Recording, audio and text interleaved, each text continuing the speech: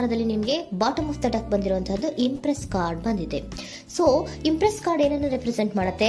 ಕೆಲವೊಂದು ರೀತಿಯ ನಿಮ್ಮ ಲವ್ ಲೈಫಿನ ವಿಚಾರದಲ್ಲಿ ಶಾಂತವಾಗಿರ್ಬೇಕು, ಸಮಾಧಾನವಾಗಿರ್ಬೇಕು, ಒಂದು ಪ್ರೀತಿ ಇರಬೇಕು ಅನ್ನುವಂತಹದ್ದು, ಮತ್ತೆ ಒಂದು ಸ್ಟೇಬಲ್ ಆಗಿರ್ಬೇಕು ಅನ್ನುವಂತಹ ರೀತಿಯಲ್ಲಿ ನೀವು ಆಲೋಚನೆಯನ್ನು ಮಾಡ್ತಾ ಇರುವಂತಹದ್ದು ಬಾಟಮ್ ಆಫ್ ದ ಡೆಕ್ ಅಲ್ಲಿ ರೆಪ್ರೆಸೆಂಟ್ ಆಗ್ತದೆ. ಲೈಫಿನ ವಿಚಾರದಲ್ಲಿ ನೀವು ಪಾಸ್ಟಿನಲ್ಲಿ ಕೆಲವೊಂದು ರೀತಿಯ ಕೆಲವೊಬ್ಬರಿಗೆ ಸೋಲ್ಮೇಟ್ ಕನೆಕ್ಷನ್ ಅನ್ನ ರೆಪ್ರೆಸೆಂಟ್ ಮಾಡ್ತಾ ಇದೆ ಕೆಲವೊಬ್ಬರಿಗೆ. ಓಕೆನಾ? ನಿಮ್ಮ ಪ್ರೀತಿಯಲ್ಲಿ ಒಂದು ರೀತಿಯ ಬಾಂಡೇಜ್ ಇರುವಂತಹದ್ದು ರೆಪ್ರೆಸೆಂಟ್ ಆಗ್ತಾ ಇದೆ. ಹಾರ್ಮೋನಿಗಳು ಇರುವಂತಹದ್ದು ರೆಪ್ರೆಸೆಂಟ್ ಆಗ್ತದೆ ಕೆಲವೊಬ್ಬರಿಗೆ. ಓಕೆನಾ? ಮತ್ತೆ ಕೆಲವೊಬ್ಬರಿಗೆ ನಿಮ್ಮ ಲವ್ ಲೈಫ್ನ ವಿಚಾರದಲ್ಲಿ ಥರ್ಡ್ ಪಾರ್ಟಿ ಸಿಚುಯೇಷನ್ ಅನ್ನ ರೆಪ್ರೆಸೆಂಟ್ ಆಗ್ತಾ ಇದೆ. ಓಕೆನಾ?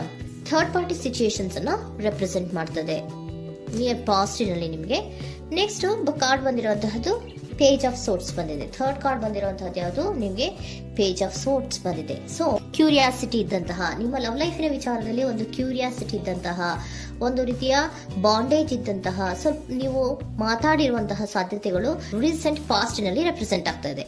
ಸೊ ನಿಮ್ಮ ಲವ್ ಲೈಫಿನ ವಿಚಾರವಾಗಿ ಒಂದು ರೀತಿಯ ಬಾಂಡೇಜ್ ಇರುವಂತಹದ್ದು, ನೀವು ಕೆಲವೊಬ್ಬರಿಗೆ ಥರ್ಡ್ ಪಾರ್ಟಿ ಸಿಚುಯೇಷನ್ ಮತ್ತೆ ಕೆಲವೊಬ್ಬರಿಗೆ ಸೋಲ್ಮೇಟ್ ಕನೆಕ್ಷನ್ ಅನ್ನ ರೆಪ್ರೆಸೆಂಟ್ ಮಾಡ್ತಾ ಇದೆ.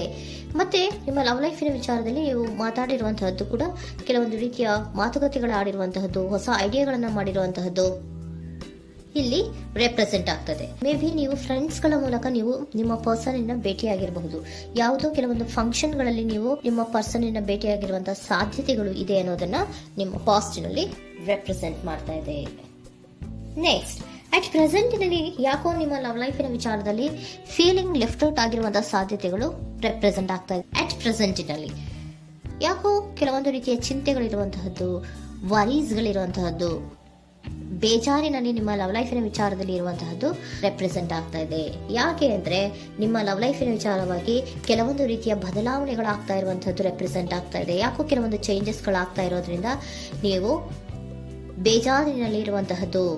ನಿಮ್ಮ ಲವ್ ಲೈಫಿನ ವಿಚಾರವಾಗಿ ಯಾಕೋ ಪರಿಸ್ಥಿತಿಗಳು ಅಷ್ಟು ಚೆನ್ನಾಗಿಲ್ಲದೆ ಇರುವಂತಹದ್ದು ರೆಪ್ರೆಸೆಂಟ್ ಆಗ್ತಾ ಇದೆ. ಯಾಕೋ ಕೆಲವು ಬದಲಾವಣೆಗಳು, ಚೇಂಜಸ್ಗಳು ಆವಾಗಿಂದ ಆವಾಗಲೇ ಆಗ್ತಾ ಇರುವಂತಹದ್ರಿಂದ ನಿಮಗೆ ಬೇಜಾರಾಗಿರುವಂತಹದ್ದು ರೆಪ್ರೆಸೆಂಟ್ ಆಗ್ತಾ ಇರೋದು. ಮತ್ತೆ ಥರ್ಡ್ ಕಾರ್ಡ್ ಬಂದಿರುವಂತಹದ್ದು ಕ್ವೀನ್ ಆಫ್ ವ್ಯಾಂಡ್ಸ್ ಬಂದಿದೆ. ಸೊ ಕ್ವೀನ್ ಆಫ್ ವ್ಯಾಂಡ್ಸ್ ಏನಕ್ಕೆ ನಿಮಗೆ ಪದೇ ಪದೇ ಚೇಂಜಸ್ಗಳಾಗ್ತಾ ಇದೆ? ಆ ಚೇಂಜಸ್ಗಳಿಂದ ಯಾಕೋ ಕೆಲವೊಂದು ರೀತಿಯ ವೇರಿಯೇಷನ್ಗಳು ಆಗ್ತಾನೆ ಇರೋದ್ರಿಂದ ನಿಮಗೆ ಬೇಜಾರಾಗ್ತಾ ಇದೆ.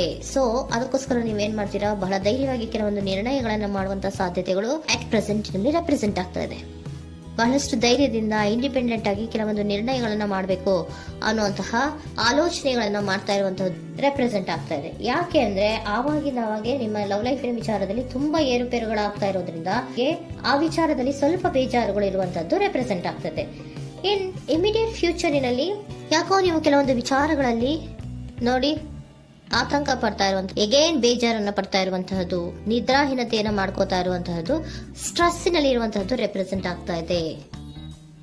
ಕೆಲವೊಂದು ನಿರ್ಣಯಗಳನ್ನು ತಗೊಳ್ಳುವಂತಹ ಸ್ಟ್ರೆಸ್ಗಳಲ್ಲಿ ಇರುವಂತಹದ್ದು ಕೆಲವೊಬ್ಬರಿಗೆ ಯಾಕೋ ಇಮಿಡಿಯೇಟ್ ಫ್ಯೂಚರ್ ನಲ್ಲಿ ಕೂಡ ರೆಪ್ರೆಸೆಂಟ್ ಆಗ್ತಾ ಇದೆ. ಆದ್ರೆ ಫ್ಯೂಚರ್ ನಲ್ಲಿ ನೀವು ಏನ್ ಮಾಡ್ಬೇಕಾಗಿತ್ತು? ಸೊ ಕ್ವಿಕ್ ಥಿಂಕಿಂಗ್ ಅನ್ನ ಮಾಡ್ಬೇಕಾಗಿತ್ತು. ಕೆಲವು ವಿಚಾರಗಳ ಬಗ್ಗೆ ನೀವು ಫೋಕಸ್ ಅನ್ನ ಮಾಡ್ಬೇಕಾಗಿತ್ತು. ಏನಾಗ್ತಾ ಇದೆ ನಮ್ಮ ಲವ್ ಲೈಫಿನ ವಿಚಾರದಲ್ಲಿ ಅನ್ನೋದನ್ನ ಫೋಕಸ್ ಅನ್ನ ಮಾಡಿದ್ರೆ ನಿಮ್ಮ ಲವ್ ಲೈಫಿನ ವಿಚಾರದಲ್ಲಿ ಕೆಲವೊಂದು ರೀತಿಯ ಫುಲ್ಫಿಲ್ಮೆಂಟ್ಗಳು, ಸಮಾಧಾನಗಳು, ಖುಷಿಗಳು ಇರುತ್ತೆ. ಯಾವಾಗ ನೀವು ಫೋಕಸ್ ಅನ್ನ ಮಾಡೋದಿಲ್ವೋ ಆಗ ನಿಮ್ಗೆ ಮತ್ತಷ್ಟು ಆತಂಕಗಳು, ಬೇಜಾರುಗಳು ಆಗುವಂತ ಸಾಧ್ಯತೆಗಳು ಇದೆ. ಇದು king of swords, nine of swords ಇನ ಕ್ಲಾರಿಫಿಕೇಶನ್ ಕಾರ್ಡ್ ಅಷ್ಟೇ. ಅಂದ್ರೆ ಏನು? ನೀವು ಕೆಲವೊಂದು ವಿಚಾರಗಳಲ್ಲಿ ಫೋಕಸ್ ಅನ್ನ ಮಾಡಬೇಕು. ಲವ್ ಲೈಫಿನ ವಿಚಾರಗಳಲ್ಲಿ ಫೋಕಸ್ ಅನ್ನ ಮಾಡಿ ಕೆಲವೊಂದು ರೀತಿಯ ಆಕ್ಷನ್ಸ್ ಗಳನ್ನ ತಗೊಂಡ್ರೆ ಫುಲ್ಫಿಲ್ಮೆಂಟ್ ಗಳಾಗುವಂತಹ, ಸಮಾಧಾನಗಳಾಗುವಂತಹ, ಖುಷಿಗಳಾಗುವಂತಹ ಸಾಧ್ಯತೆಗಳು ಇದೆ. ಕರೆಕ್ಟ್ ಆಗಿ ಮಾತಾಡಬೇಕು. ಏನ್ ಮಾತಾಡಬೇಕು ನಿಮ್ಮ ಲವ್ ಲೈಫಿನ ವಿಚಾರವಾಗಿ ಕರೆಕ್ಟ್ ಆಗಿ ಮಾತಾಡಿ ಕೆಲವೊಂದು ರೀತಿಯ ಕ್ಲಿಯರ್ ಥಿಂಕಿಂಗ್ ಅನ್ನ ಮಾಡಿ ಕ್ವಿಕ್ ಆಕ್ಷನ್ಸ್ ಅನ್ನ ತಗೊಳ್ಳುವಂತಹದ್ದು ರೆಪ್ರೆಸೆಂಟ್ ಆಗ್ತಾ ಇದೆ. ಓಕೆನಾ? ಇದಿಷ್ಟು ನಿಮ್ಮ ಕಾರ್ಡ್ಸ್ ನ ರೀಡಿಂಗು. ನೆಕ್ಸ್ಟ್, ಏಂಜಲ್ ಗೈಡೆನ್ಸ್ ನಿಮ್ಗೆ ಏನ್ ಹೇಳ್ತಾ ಇದ್ದಾರೆ ಅನ್ನೋದನ್ನ ನೋಡೋಣ. ನಿಮ್ಮ ಲವ್ ಲೈಫಿನ ವಿಚಾರವಾಗಿ ಏಂಜಲ್ ಗೈಡೆನ್ಸ್ ಏನ್ ಕೊಡ್ತಾ ಇದ್ದಾರೆ? ವೇಟ್ ಅಂತ ಹೇಳ್ತಾ ಇದ್ದಾರೆ. ಸ್ವಲ್ಪ ತಾಳ್ಮೆಯಿಂದ ಇರೋ,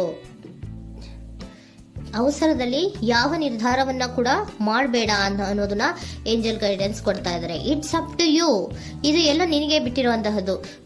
ಬೇಗ ಬೇಗ ಕೆಲವೊಂದು ನಿರ್ಧಾರಗಳನ್ನ ಕ್ವಿಕ್ ಥಿಂಕಿಂಗ್ ಅನ್ನ ಮಾಡಿದ್ರು ಕರೆಕ್ಟ್ ಆಗಿ ಕ್ಲಿಯರ್ ಥಿಂಕಿಂಗ್ ಅನ್ನ ಮಾಡಬೇಕು. ಸೊ ಕ್ಲಿಯರ್ ಥಿಂಕಿಂಗ್ ಅನ್ನ ಮಾಡೋದಕ್ಕೆ ಲವ್ ಲೈಫ್ ನ ವಿಚಾರವಾಗಿ ಸ್ವಲ್ಪ ಟೈಮು ಬೇಕಾಗುತ್ತೆ. ಅದಕ್ಕೋಸ್ಕರನೇ ಏಂಜಲ್ ಗೈಡೆನ್ಸ್ ನಿಮ್ಗೆ ಏನ್ ಕೊಡ್ತಾ ಇದಾರೆ, ಸ್ವಲ್ಪ ವೇಟ್ ಮಾಡಿ.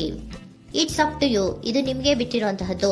ಪರ್ಫೆಕ್ಟ್ ಟೈಮಿಂಗ್, ಕೆಲವೊಂದು ವಿಚಾರಗಳಿಗೆ ಪರ್ಫೆಕ್ಟ್ ಟೈಮಿಂಗ್ ಅನ್ನೋದು ಅಥವಾ ಡಿವೈನ್ ಟೈಮಿಂಗ್ ಅನ್ನೋದು ಬರಬೇಕು. ಆಗ ಕೆಲವೊಂದು ನಿರ್ಣಯಗಳನ್ನ ಮಾಡಬಹುದು. ಸ್ವಲ್ಪ ನೀವು ಈಗ ಯಾವುದೇ ರೀತಿಯ ಅವಸರದ ನಿರ್ಧಾರಗಳನ್ನು ಮಾಡೋದು ಬೇಡ ಅಂತ ಹೇಳ್ತಾ ಇದ್ದಾರೆ. ಓಕೆ, ಸರೆಂಡರ್ ಕಾರ್ಡ್ ಏನ್ ಹೇಳ್ತಾ ಇದ್ದಾರೆ ಅನ್ನೋದನ್ನ ನೋಡೋಣ.